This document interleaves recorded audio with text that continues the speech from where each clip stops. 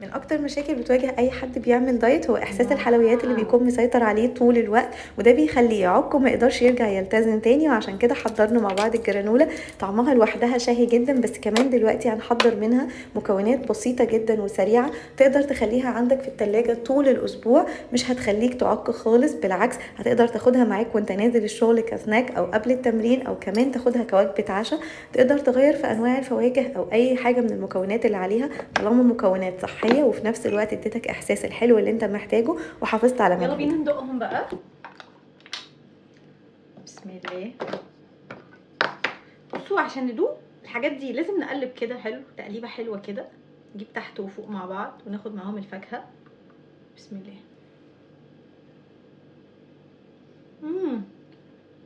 فظيع، تحفه.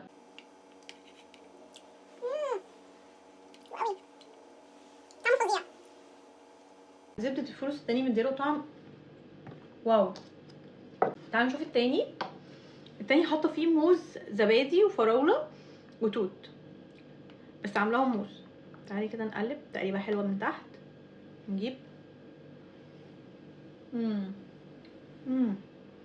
فظيع.